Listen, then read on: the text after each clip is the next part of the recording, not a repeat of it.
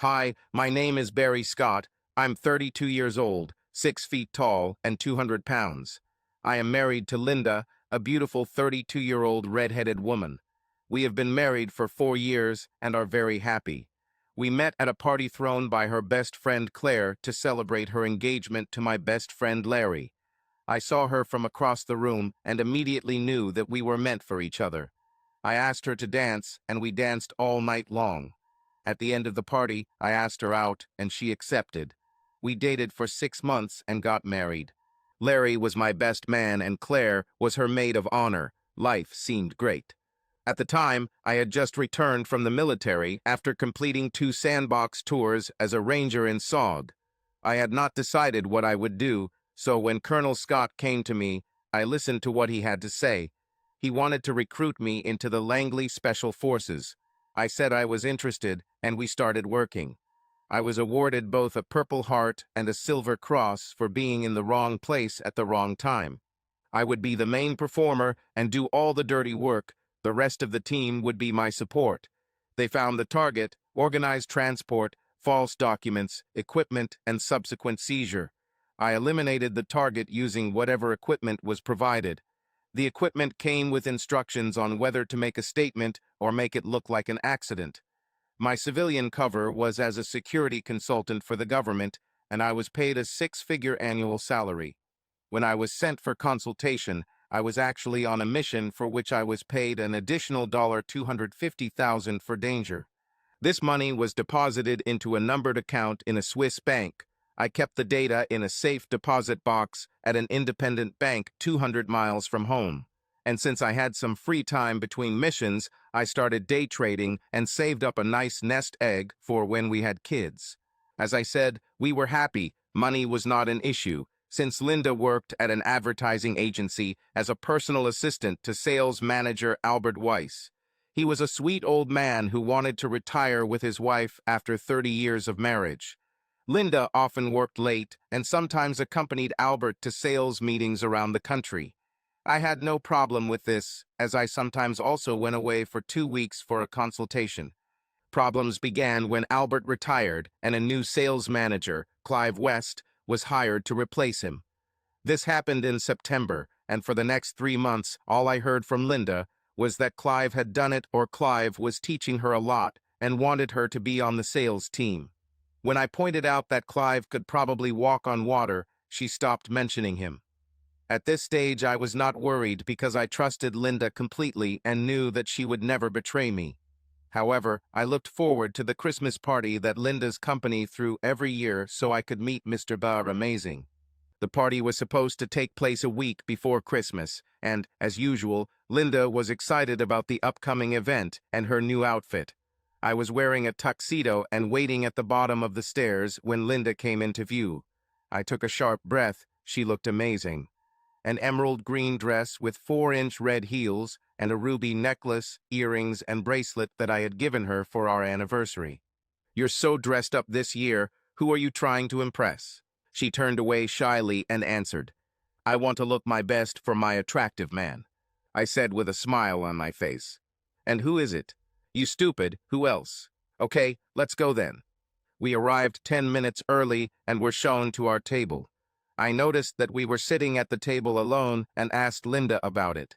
We usually sat with some of her colleagues that I was chatting with while she talked to the crowd. The dinner was good, but not great, and we were finishing the last wine on the table when she left the table. I watched her walk down the hall toward a tall, handsome man in an Armani suit, about 5 years older than us. She touched his arm to get his attention, pointed at me, and they walked to our table. "Barry, this is my boss. Clive, this is my husband Barry." I stood up and shook his hand. He tried to squeeze my hand, but when I did the same, he quickly removed his hand.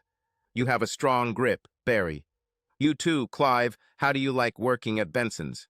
"I'm gradually getting used to it with the help of your beautiful wife. I'll get the hang of it soon, and I can't wait to work with Linda even closer in the future." He said this with a smirk on his face. His intentions towards my wife were obvious. I looked at Linda, who turned away. Time to tighten up his chain. "Linda." "What?" I said. "Linda, that's her name, not Lynn."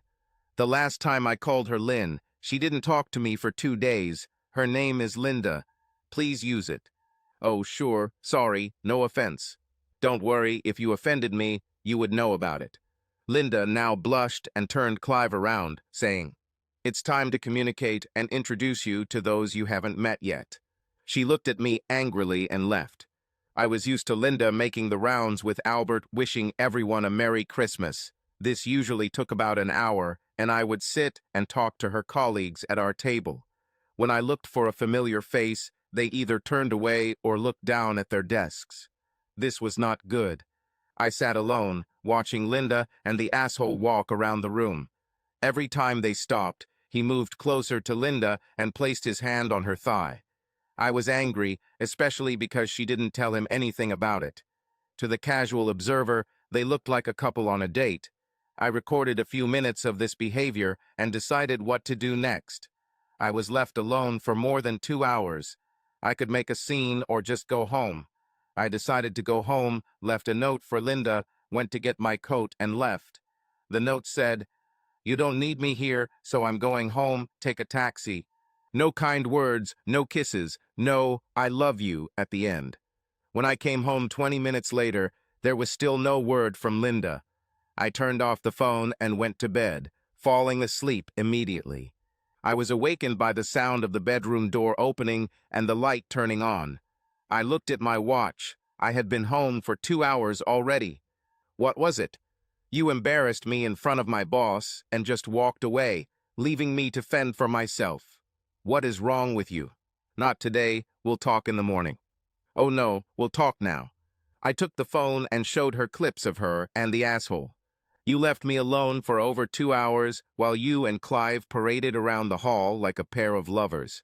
Nobody wanted to meet my eyes. They were too embarrassed. If you don't believe me, just look at this. I started the clips and she sat up, frowning. While she watched, I went into the guest room and locked the door. Shortly after that, she knocked on the door, and when I didn't answer, she said, "Barry, I'm so sorry. I understand why you're so upset. I didn't mean to offend you. There's nothing between me and Clive, I swear. Please open the door. See you at breakfast. Good night." The next morning I got up, did my chores, and took a shower. As I was going downstairs, I smelled food. She made one of my favorite dishes, waffles with bacon and eggs.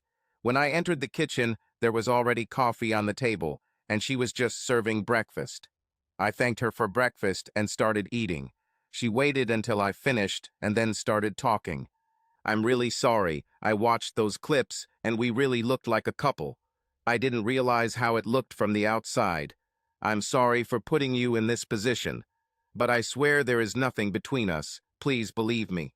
"I believe you, Linda, but you have to stay away from him. He almost directly told me that he was going to seduce you. He is a predator, and you are his prey, and he doesn't care who knows about it. And where does he get the right to call you Lynn? When I did that, you blew me to pieces. He's my boss, so he can call me whatever he wants. I don't like it, but what can I do? And as for his desire to seduce me, you are mistaken. He has always been a gentleman. Linda, he plays you like a cheap violin. You didn't even blink when he placed his hand on your thigh. Before you say anything, let me explain how this happened. First, he called you into his office to pick up papers and discuss work. Then he began to bring them himself and bend over you, accustomed to invading your personal space. He then began to briefly place his hand on your shoulder, getting you used to his touch. Over time, you stopped noticing that the touches became longer until he began talking to you at your table, placing his hand on your shoulder. So when he put his hand on your thigh, you didn't think anything of it. It became the norm. I'm right? Linda looked at me with tears in her eyes and nodded yes. I sat and looked at my wife for a few minutes. You have to understand that there are predators who specialize in seducing married women. They take pleasure in cuckolding their husbands, and Clive is one of them. His next step will be to invite you to lunch and sit next to you so that he can accidentally touch you. He will reach for the salt or maybe a carafe of water and touch your chest. Of course, he will apologize, but it will happen again. The next step is a celebratory dinner with wine to lower your resistance. followed by a kiss on the cheek and him holding your hand on the way to the car. You won't resist because he's your boss, and what's wrong with that? He will continue to compliment you and find any excuse for physical contact until he feels that you have accepted it as the norm, like you did at the party.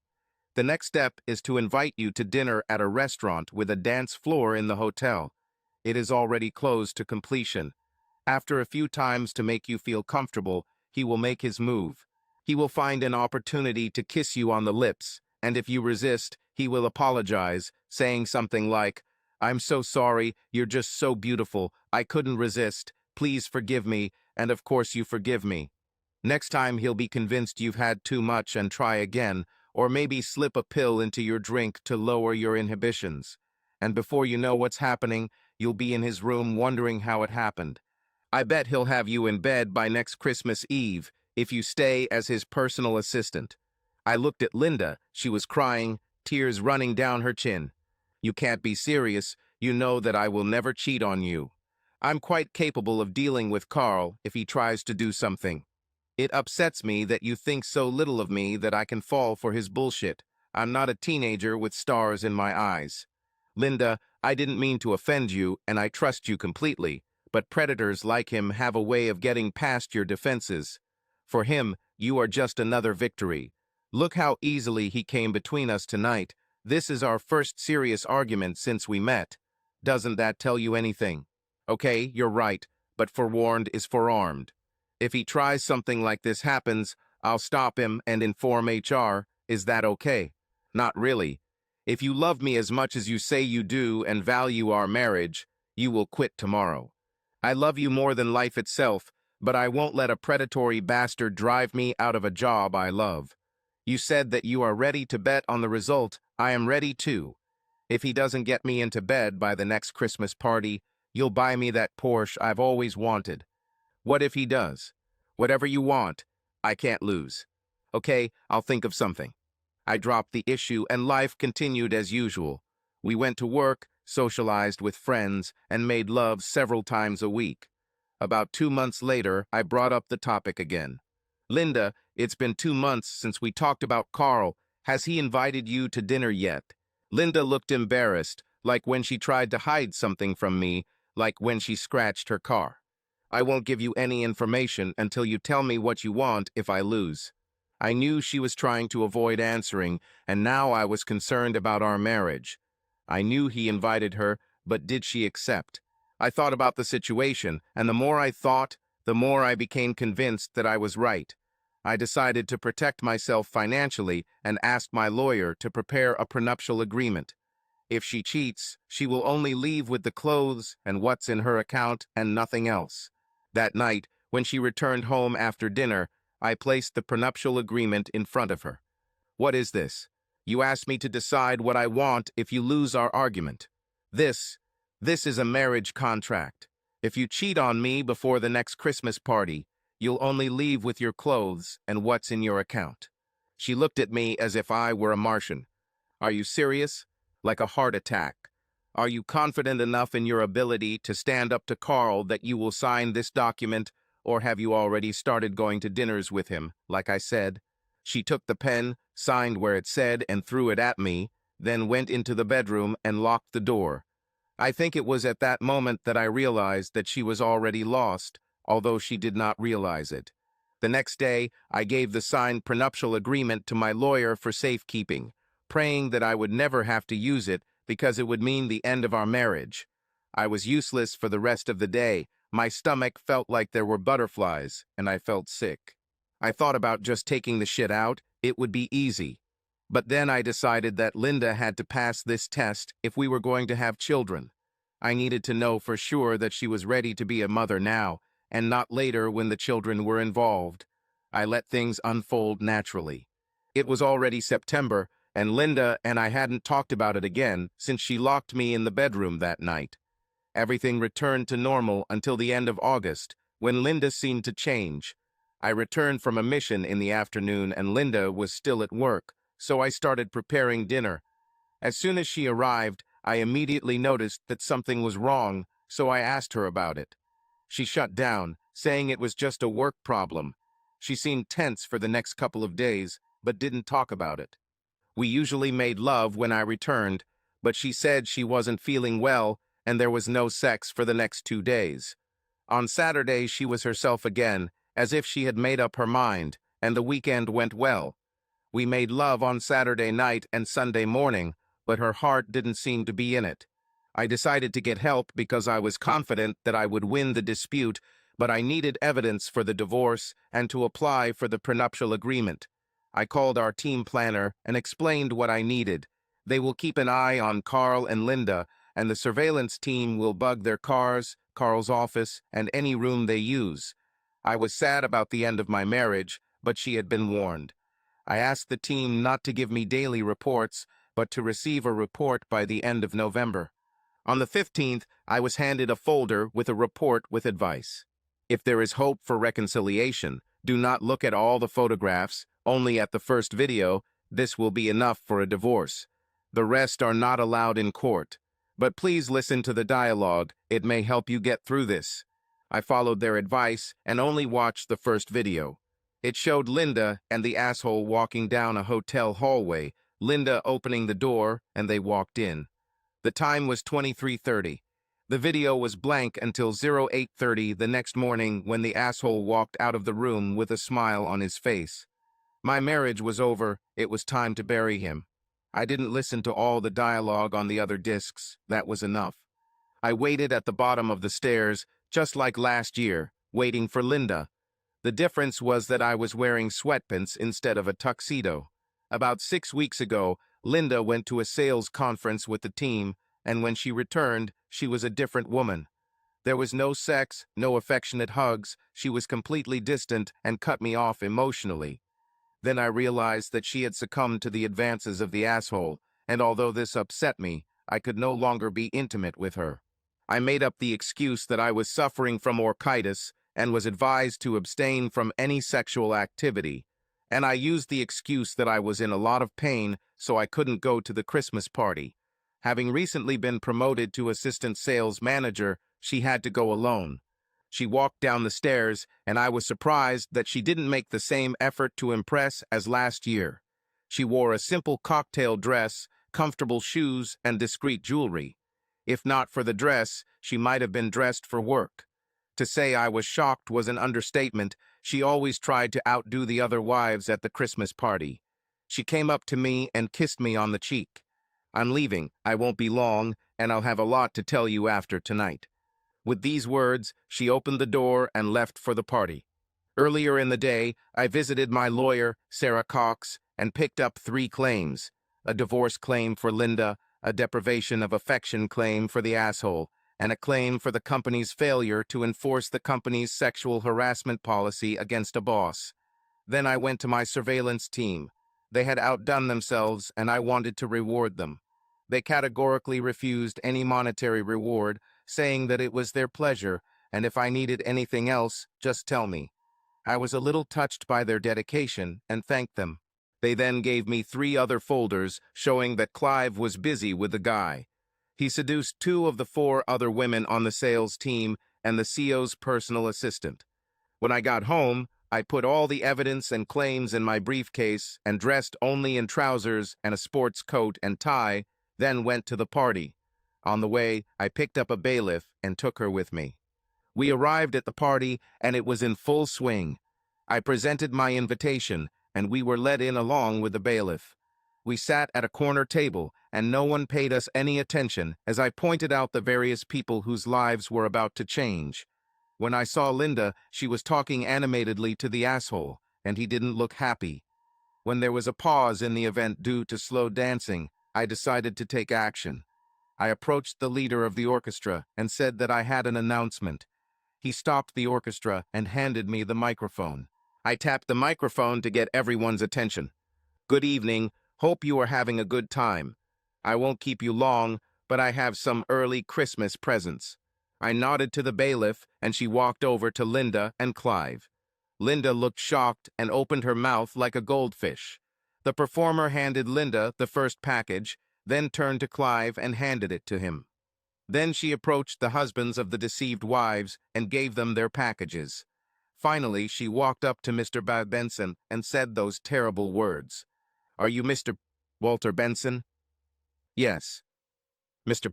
Benson, you have been served with a bench warrant." She smiled at me and left the room. There was a silence in the hall that could be compared to a falling pin. Instead, the words were heard. "How could you, you cheating bitch? And oh God, why?" Various versions of these words were heard from deceived husbands, and several sounds of slaps were heard given to unfaithful wives. Clive, fearing for his safety, quickly left. Linda was still looking at me as she opened the envelope. She looked at the photographs, burst into tears, and fell to the floor, crying. The first photo was of a Porsche with a red cross and the words "I won." The second showed her letting Clive into her room, and the third showed him leaving the next morning. Mr. Benson finally got my attention. "What's going on here, young man?" I took him to a quiet table and told him the facts that he was responsible since Clive first slept with Linda in a hotel room paid for by his company.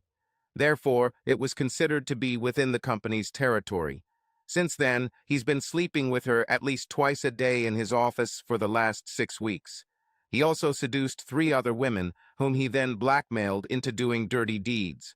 I told him that the entire company, including the CEO, knew about the affair and did nothing to stop it. Of course, the CEO only found out about his wife's affair this evening. I thought he was going to have a heart attack right there. He was so red with anger. He stood up and walked to the microphone. "I ask for your attention, please." The room became silent, except for the sobbing women whose lives had just fallen apart. It became known to me that some employees of our company were having dirty affairs on company premises. You know who you are, and you will need to report to HR for disciplinary action on Monday morning.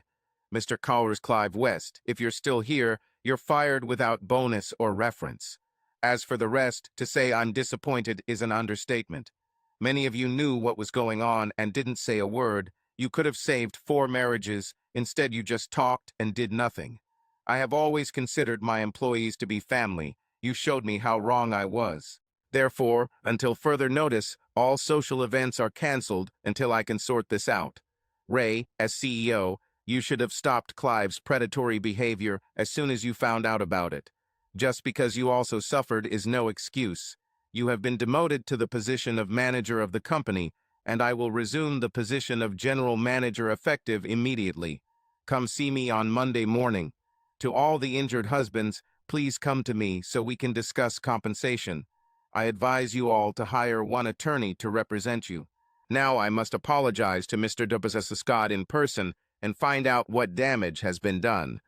Good night, everyone. The party is over. Please leave the premises. People began to leave, casting harsh glances at the guilty wives. Ralph Benson came up to me and shook my hand. "I'm sorry, son, I really am. There's a 24-hour Starbucks nearby. How about you and I grab a coffee and talk about what we can do?" "Sounds good, but first I have to talk to my soon-to-be ex-wife." "Okay, Barry, I'll see you there in a few minutes." I approached Linda. She was sitting alone, quietly crying. When I approached, she looked up. "I'm so sorry, honey. I ruined everything. Can we fix everything and start again?" "Sorry, Linda, but that train has already left. You got your chance and missed it. I'm going away for a few weeks. I want you to leave home before I return. Here is the name and address of my lawyer. According to the prenuptial agreement you signed, you only keep your clothes and what you brought to the marriage. However, you can keep your jewelry and what you have in your account. All other accounts are blocked, as are your credit cards. You came into marriage with $3,000 in your account. My lawyer has a check for this amount for you. Please, Barry, I made a mistake and let things get out of control. I didn't want this to happen. Remember that conversation we had last Christmas when I told you what would happen if you stayed as Clive's assistant? I know you remember, so don't answer. You said you weren't a star student and you could handle him, and you refused to quit your job because you wanted that promotion. Well, you got a promotion, but look at what it cost us. Tell me, was it worth it?" She started crying again as I turned and walked away. I crossed the road to meet Ralph. I still loved her, and I had one idea.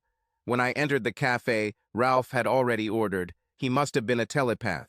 Strong black coffee with 2 spoons of sugar. I took a sip and smiled. How do you know? Barry, I've been in sales all my life. I read people like a book. If I had interviewed Clive, he would never have gotten the job. As for your coffee, you looked like a strong coffee drinker. I took a chance with the sugar. Did you guess it? Exactly. Look, I have a flight in an hour, so I'll get to the point. Are you going to fire all these wives? It occurred to me I don't approve of cheating. Can we make a deal? If I don't file a lawsuit, will you keep Linda and promote her to replace Clive?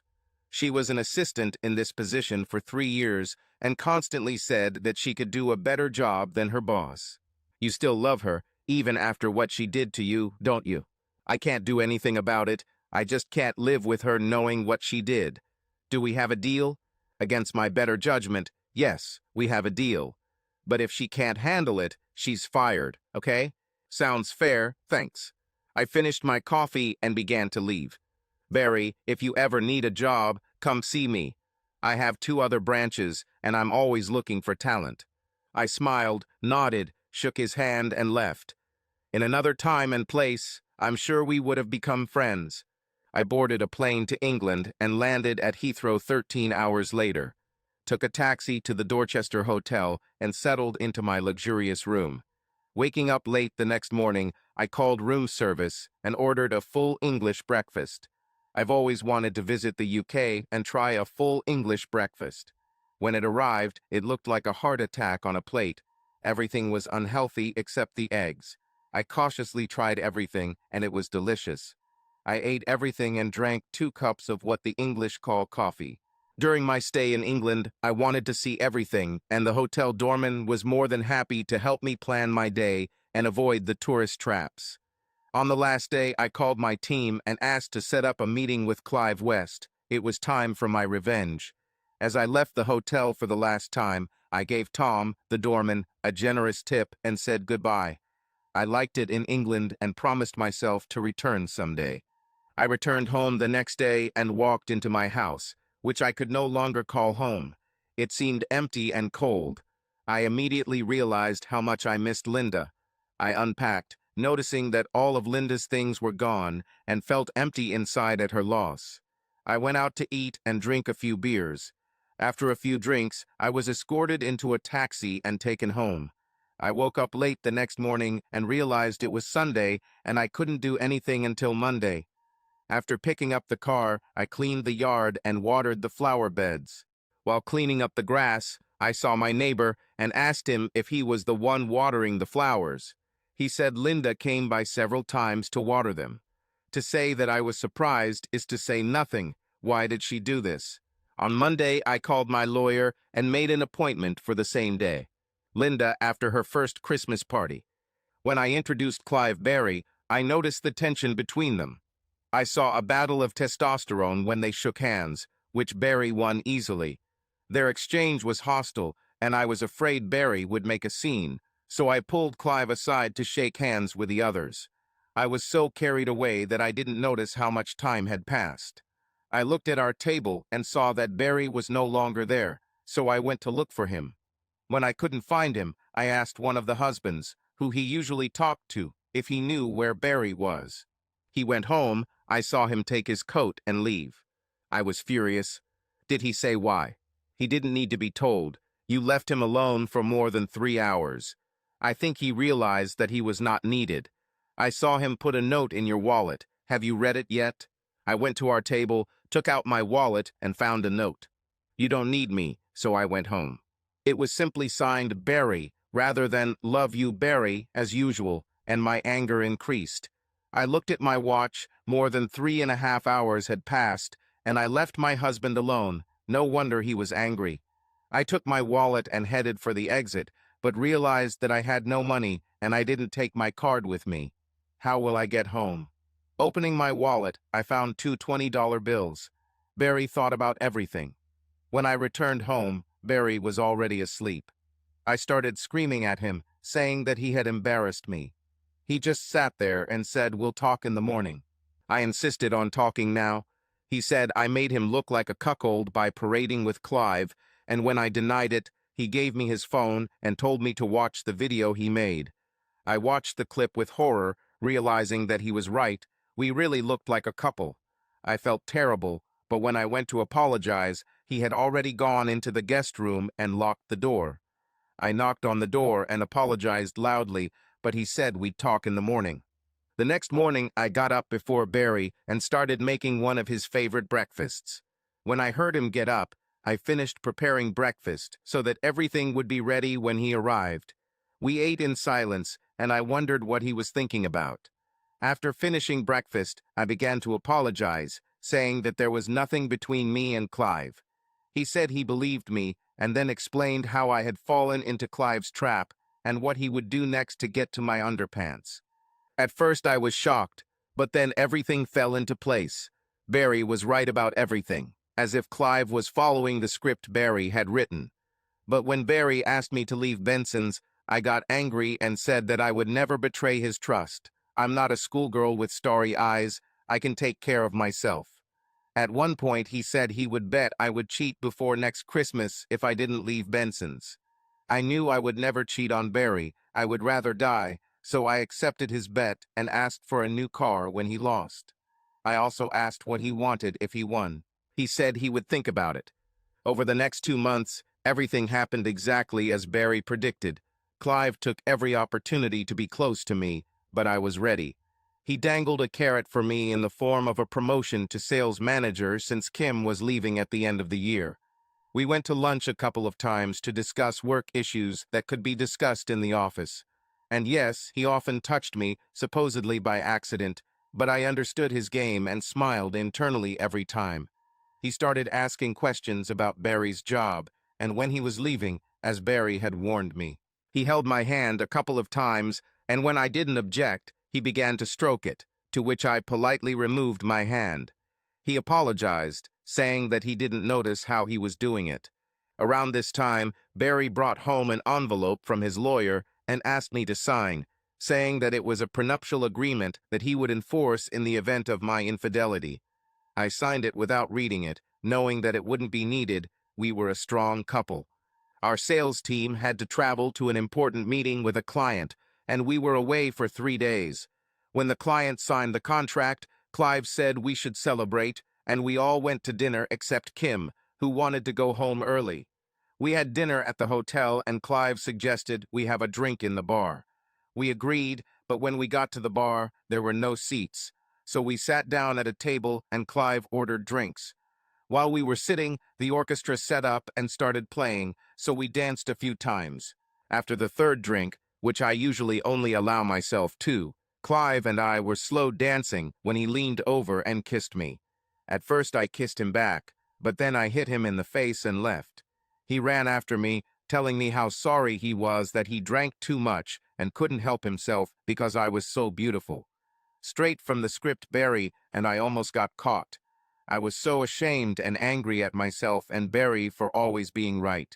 If I had had a couple more cocktails, I probably would have ended up in bed with Clive that night. I left early in the morning before breakfast and went home. When I returned, Barry must have noticed something was wrong and asked what he could do to help. I just shut down and was edgy all day Friday. I went to bed not knowing what to do about Clive, but in the middle of the night, as sometimes happens, I had an idea. I would report Clive to HR on Monday and leave work. Saturday morning, I felt like a huge weight had been lifted off my shoulders. I pressed myself against Barry, and we made love with a desperation I had never felt before. We made love again that night and the next morning, and I'm sure Barry knew we had reached a watershed in our relationship. I went to work on Monday determined to put an end to this farce and put Clive in his place. When I arrived, Clive was waiting for me and invited me into his office. "Linda, I'm so sorry about what happened Thursday night. I drank too much and wasn't thinking correctly. I know you're mad at me right now, but please don't do anything rash. I talked to old Benson, and he's going to recommend you for the manager position.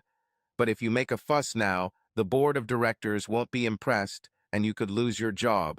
I promise to stay away from you if you give me a second chance." I considered his offer because I wanted this promotion. In the end, I agreed, and life went on as usual. The company's annual sales conference was approaching, and all three offices from across the country were expected to attend. I was told that my promotion would be announced at the conference. It was supposed to take place in a neighboring state, and for the last 2 days, on the second evening, there was to be a corporate ball for employees.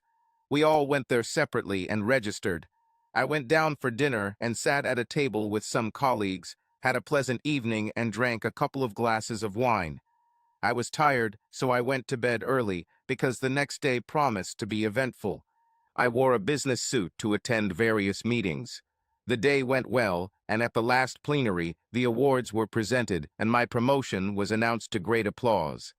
Then I went to dinner and had a couple glasses of wine to celebrate. Clive was sitting at the other end of the table. He kept his word and didn't try to pester me anymore. After dinner, I changed into a cocktail dress for the annual ball. Entering the ballroom, I noticed our team and joined them. Several men from other offices asked me to dance, and I agreed. They were all gentlemen and kept their distance. Toward the end of the evening, Mr. Benson excused himself and left. Clive immediately asked me to dance, and since I had not danced with him all evening, I agreed. We did 2 dances, and I realized that I didn't feel any pain at all, probably because of the wine and 3 cocktails I drank. When Clive insisted on a last dance, I didn't mind, even though it was a slow dance. We slowly twirled around the dance floor. He held me tightly. At the end of the dance, he kissed me, and instead of pushing me away, I kissed him back, our tongues starting their own dance. I felt his hands slide over my shoulders, and I found myself in his arms. We kissed like we couldn't stop, and I didn't know how to stop it. We found ourselves in his room, and the night flew by in an instant. I woke up in the morning and didn't understand why I was lying naked on the bed. I screamed and ran to the bathroom, only catching a glimpse of Clive lying next to where I was with a smirk on his face. I tried to wash all his dirt off my body, crying from what I had done. Barry was right. He seduced me for Christmas, and now my life was over. When I could no longer wash myself, I returned to the bedroom. Clive stood there already dressed with a grin on his face. Well, I finally fucked little Miss Good Girl. It took me almost a year, but it was worth it. You are one sweet treat. I will enjoy having sex with you now and knowing that your husband doesn't know that I slept with his wife. From Monday, you will go to work without panties so that I can freely use you whenever I want. You bastard, I will never let you have sex with me again. What did you give me, you bastard? Well, be nice. We have a long and sexy relationship ahead of us. But to answer your question, I slipped some stuff into your drink and you took off like a rocket. You were my main goal, but you were so in love with this cuckolding husband that it took me almost a year, and in the end I had to drug you. Now Molly and Christine succumbed in just 2 months, and our CEO's beloved wife Lucy in almost 6 months. And about the fact that you never again. If you don't sleep with me, look at this. He picked up the phone, and there were pictures of me naked on the bed. I started crying again. Well, don't cry. Think about how much pleasure awaits us behind your husband's back. Now, if you don't want me to send these photos to dear Barry, please satisfy me now. I cried and did what he said. When he let go, I vomited on the carpet. He looked at me and said, I'll forgive it once, but if you do it again, your husband will get a surprise. He left the room, and I got dressed and went home, not even caring about breakfast. When I came home, I couldn't look Barry in the eyes and wondered what would happen next. I was sure that Barry would understand what I did and divorce me. Barry did his best to stay away. He told me he had testiculitis and that he won't be able to have sex for several weeks. I went to work on Monday as usual, and Clive was waiting for me. He called me into his office and locked the door. Okay, Linda, you know what I want. I hope you're not wearing any underwear. Barry and I barely spoke that night, and when he asked what happened, I made an excuse and went to bed. The same thing happened the next day and the day after that. After several days of trying, he finally gave in and began sleeping with either Molly or Christine. I still had to please him from time to time, and I hated him for it, but I hadn't yet figured out how to get out of it and stay married. The morning of the Christmas party arrived and Clive called me into his office. Well, you were a big disappointment. Why couldn't you enjoy sex with me like these other bitches? We could have had fun, but I won't let you go so easily. On the first day after vacation, I have potential clients to deal with. Meet at the Silver Dollar for dinner, and you're on the menu. I told them about you, and they can't wait to make you two after the contract is signed. See you tonight, bitch. There was no way I was going to submit to this. Clive and his harem were in for a surprise. That night Barry said that he was still too uncomfortable to go to the party, but that I should go. Okay, I could burn Clive, and then explain everything to Barry when I get home. I knew my marriage was probably over, but I couldn't live like this anymore. It was killing me. I lost weight because I was throwing up after every meal and hadn't slept well for over 6 weeks. I dressed modestly for the ball, and I'm sure Barry noticed because he looked at me strangely as I left. I noticed that his goodbye was cold and indifferent. No, see you later. No, love you. It's like we'll never see each other again. I arrived at the event and walked around everyone. Many of those with whom I spoke avoided looking me in the eye. The rumor had already spread. I was a pariah. No one would sit at my table, so I sat alone and held back my tears. When Clive came in, he walked over to me and sat down next to me with a grin on his face. I looked him straight in the eyes and said, "You can wipe that grin off your face. Whatever you have planned for Monday, it won't happen. After Mr. Benson's Christmas speech, I'll tell him everything you've done and name names. My marriage may be over, but your career isn't. We'll survive, and when Barry gets to you, I doubt you will too." Suddenly, the music stopped, and the voice I knew all too well began to destroy people's lives. It was my husband taking revenge. At that moment, a woman came up to me and asked if I was Linda Scott. When I confirmed, she handed me an envelope and said, "You have been served notice." She then did the same to Clive.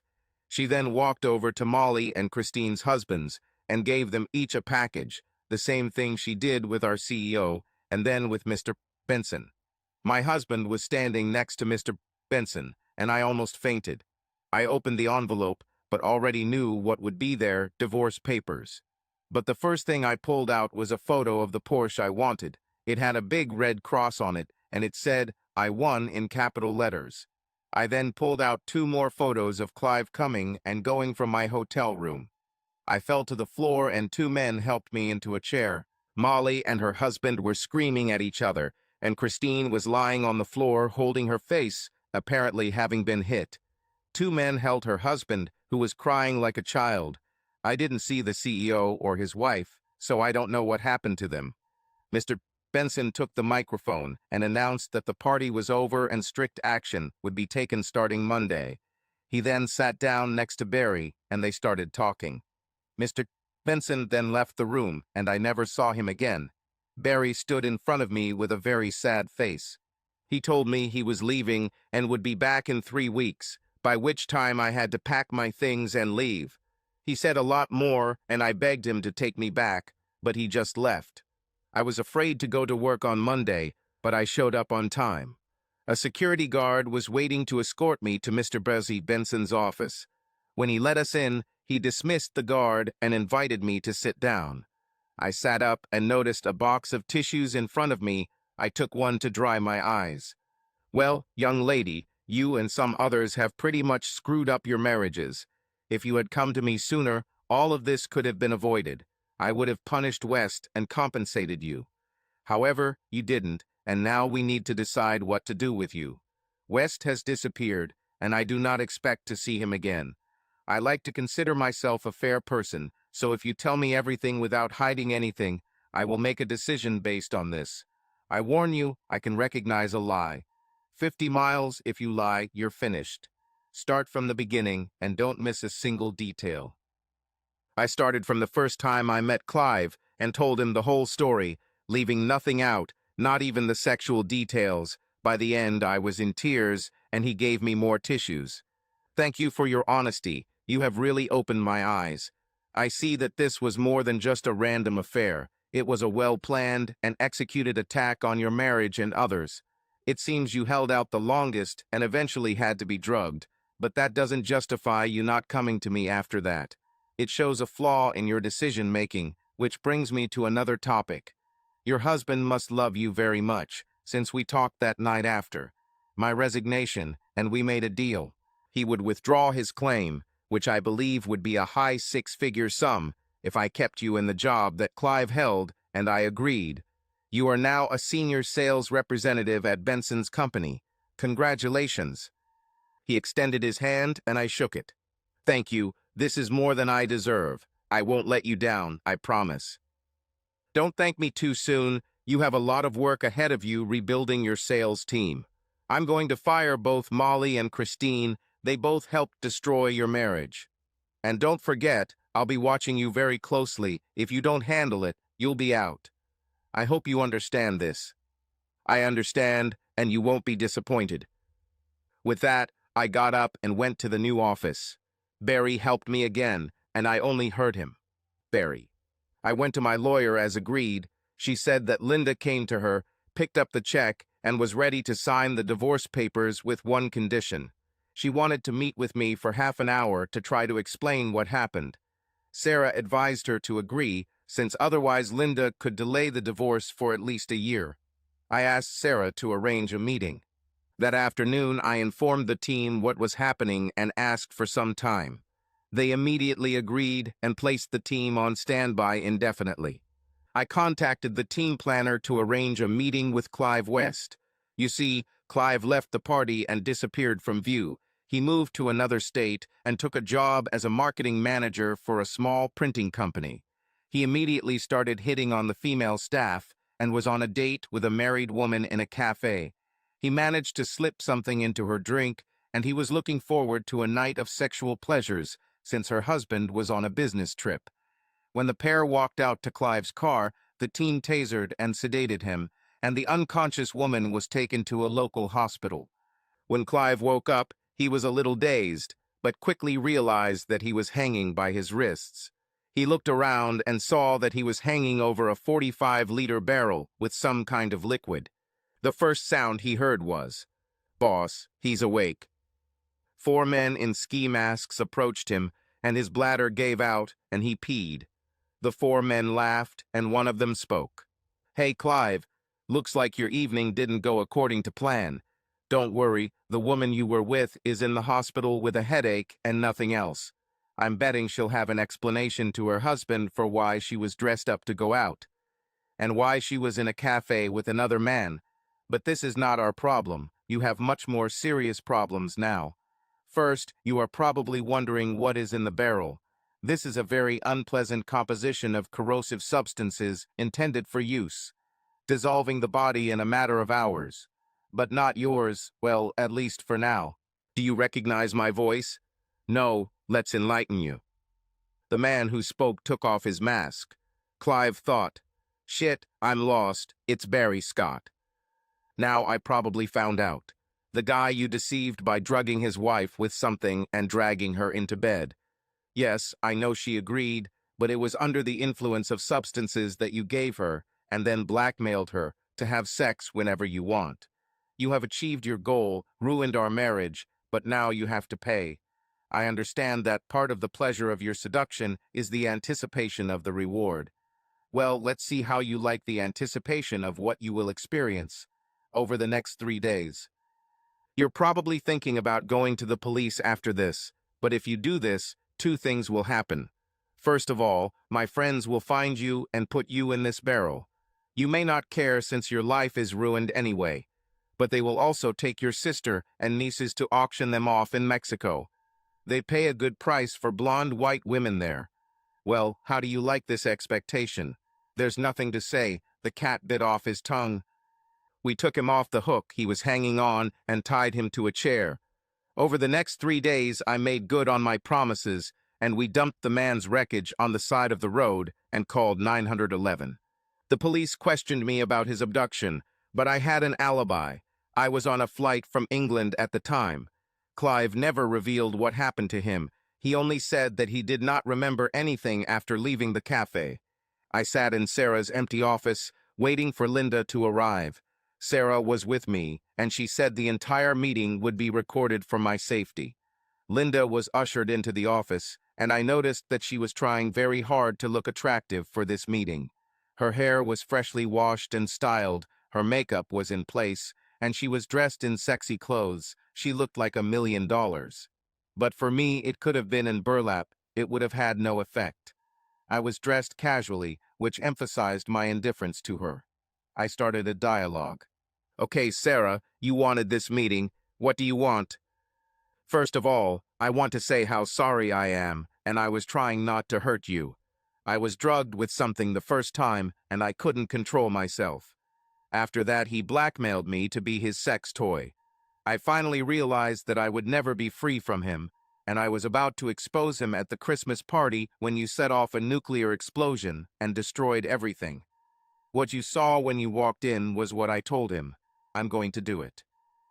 I know all this, but it doesn't absolve you of guilt. You had plenty of warnings about what he was planning, but you continued, hoping for your promotion. When he first tried to kiss you, you should have stopped everything, but I didn't do this. You continued to meet with him behind my back until he drugged you and dragged you into bed. Even then you could have come to me and I would have forgiven you, but no, you decided to cope on your own, sleeping with him. For the next 6 weeks I can't look at you anymore. You're a used commodity, defiled by his filth. So if you're looking for reconciliation, forget it. You ruined everything the first time you slept with him after he fucked you. At the hotel, are we done, or do I need to listen to more of your weak excuses?"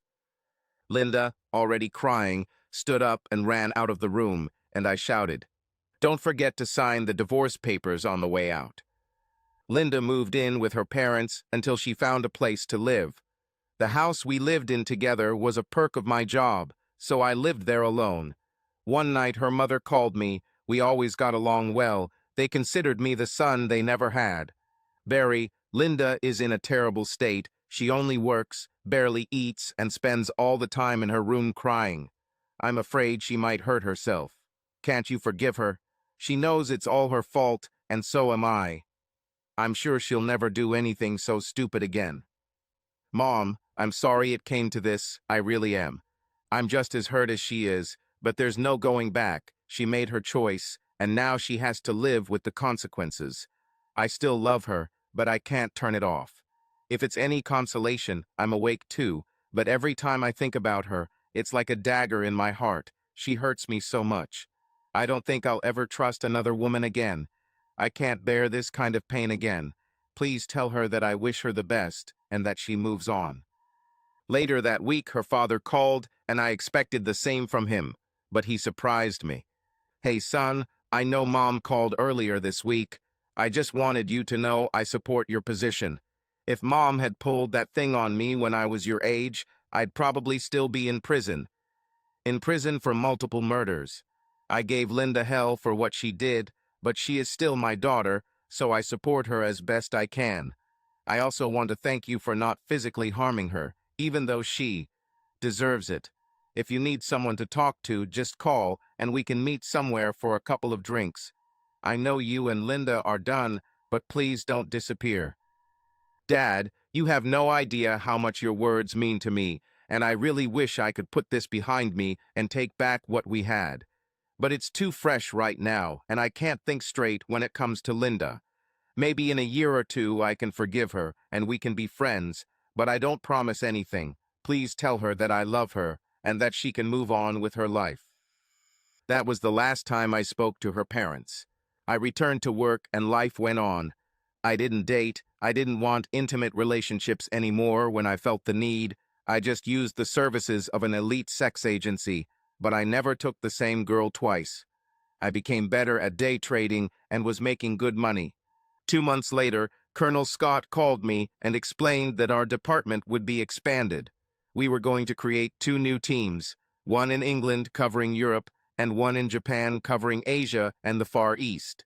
I was offered to create a team in England. It would be a team of 5 people from France, Germany, Italy, and of course the UK.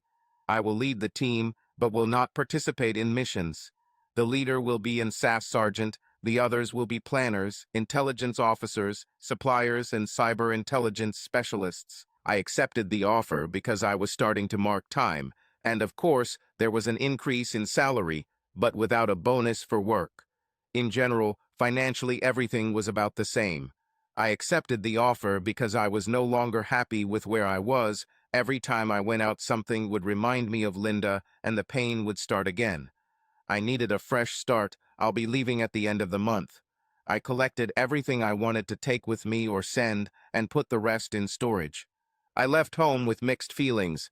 I was sad because we had so many happy memories, and I was glad that all the sadness was behind us. I arrived in England and was met by an embassy car. My base was in London at the embassy, and my apartment was in Chelsea. The apartment was two-room, with a kitchen and living room. I felt comfortable. The cleaning lady came twice a week, and the security guard picked me up every morning and dropped me off after work. I met the team, and we got to know each other as best we could as I was staying in London, and they were based at the SAS barracks in Hereford, and our communication was mostly over the phone. I quickly got used to the job and was surprised by the number of calls we handled throughout the year. Our top operative was racking up an impressive score, and the criminal elements were in disarray. This continued for the next 5 years, during which I missed the weather in the U.S., where it seemed like it rained constantly in the winter and drought in the summer. Who would have thought? I left the company and returned home, not knowing what to expect. I found a nice 3-room house in a gated community and moved there. I no longer needed a job, but continued to play the market, earning enough money to keep my savings intact. I ate out almost every night and worked out at the local gym 3 times a week. I went to concerts, plays, and sometimes to the movies. The latter turned out to be fateful. I had just seen the latest Marvel movie and was sitting at Kim's Cafe enjoying a steak and beer when someone sat down across from me. I looked up and almost choked on a piece of meat. Linda was sitting opposite me. Damn, this is exactly what I need. So, won't you at least say hi after all these years? My heart began to beat like crazy. This woman still influenced me more than I wanted to admit. I realized that I was glad to see her, and that I no longer held the grudge I had carried for so long. Hey, Linda, you look good. That's all I could say. And indeed, she looked good, much calmer than I felt, that's for sure. Is that all you can say? Not how are you, not glad to see you.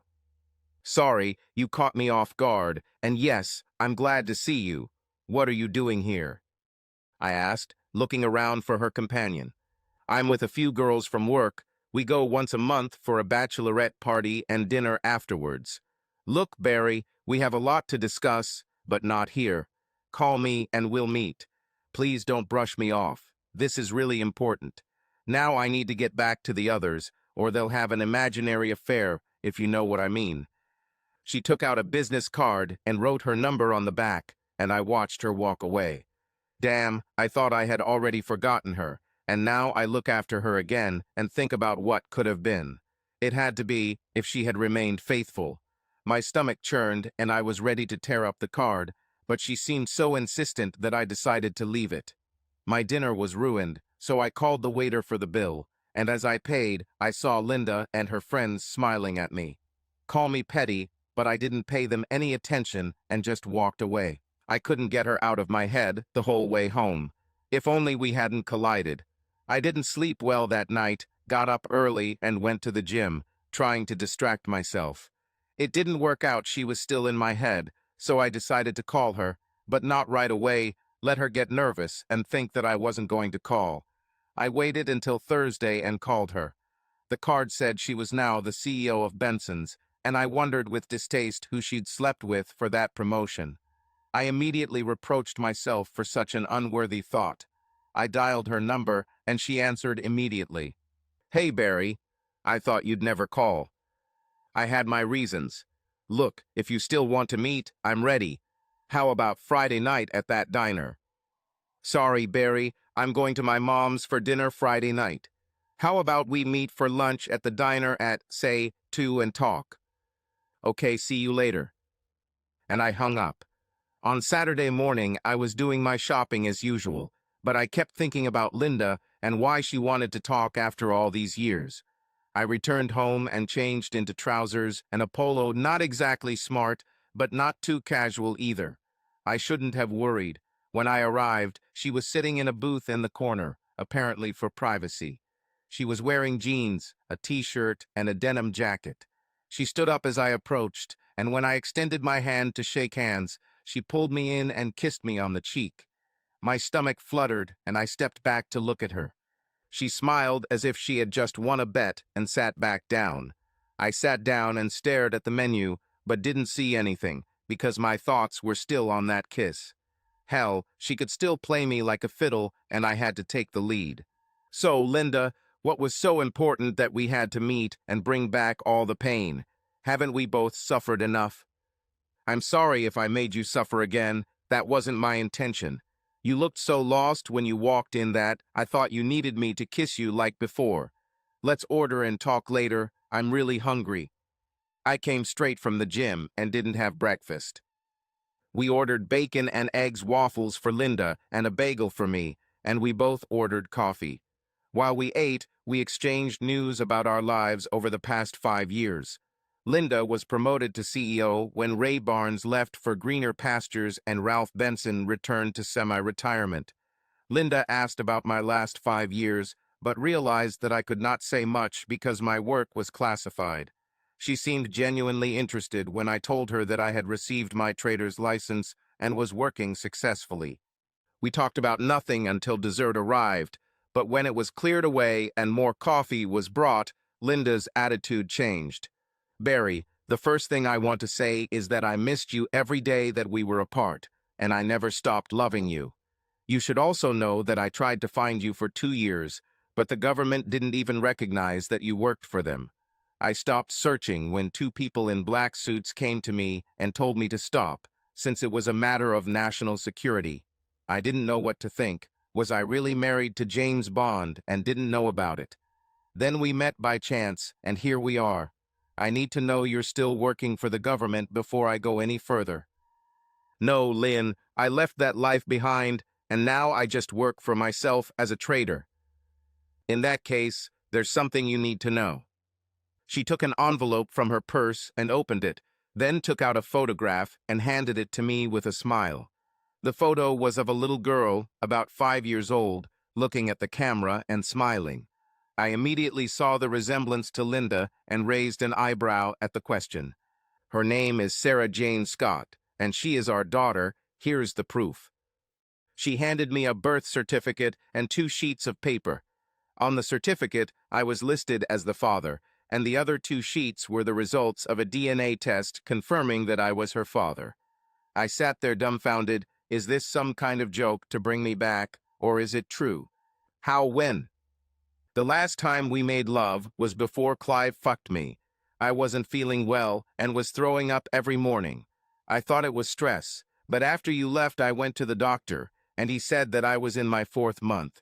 I was in a panic. I thought it was Cleva, but I couldn't have an abortion in case it was yours, so I carried her to term. When she was born and I saw her for the first time, I immediately understood that she is ours, so she did a DNA test, and now she is your daughter. Barry, I know you always wanted children, so now you have one decision to make, is whether you want to be a part of her life, and in what capacity. You have a choice. You can be an absentee father, a weekend father, or a full-time father. I need to know this before I introduce you to her. She will recognize you immediately, since we have a photo hanging on the wall of our wedding and a picture of us together on the mantelpiece. You see, I never gave up hope that we would ever get back together. If, on the other hand, you're not interested in being a father, just walk away and I'll never contact you again. The choice is yours.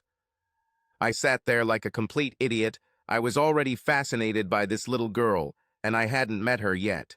How could I not want to be in her life? She was a part of me, perhaps the best part. I looked at Linda's smiling face and just nodded. I had tears in my eyes and a stupid smile on my face. She realized that I agreed. The bait was too tempting. I can see by your face that you want to be in her life. We'll decide in what capacity as we go along.